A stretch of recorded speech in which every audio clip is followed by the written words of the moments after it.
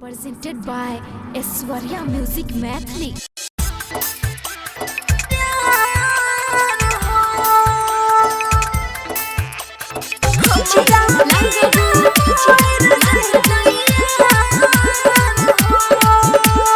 जन जनी जाही तू ससुरावा गे, तोरा बिना मरा जे तो यारावा गे, तोरा बिना मरा जे तो यारावा गे।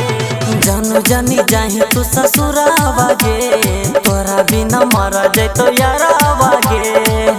करी के अनार जैबी हमार घर गे। चुप रहे रोबे नहीं यार रे, जइबौ नहीं हम दोसर के दुआर रे। डोली कहार लेके चल जा बलमुआ, हमरा बिना मर जइतै यार हो।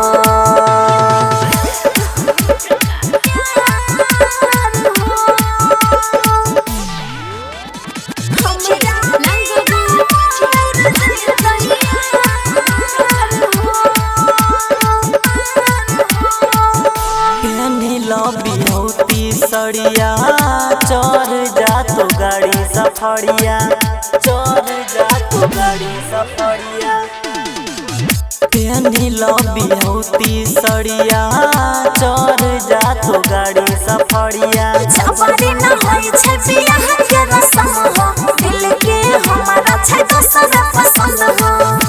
उठै छै दरदिया हरदिया देखी के तोहार गे। चुप रहे रोबे नहीं यार रे, जइबौ नहीं हम दोसर के दुआर रे। डोली कहार लेके चल जा बलमुआ, हमरा बिना मर जइतै यार हो।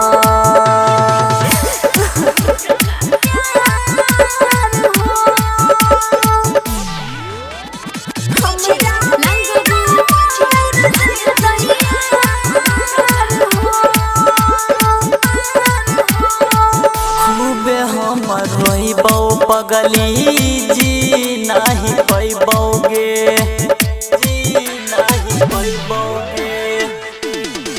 खूबे हम रोइबौ पगली जी नहीं पैबौ गे।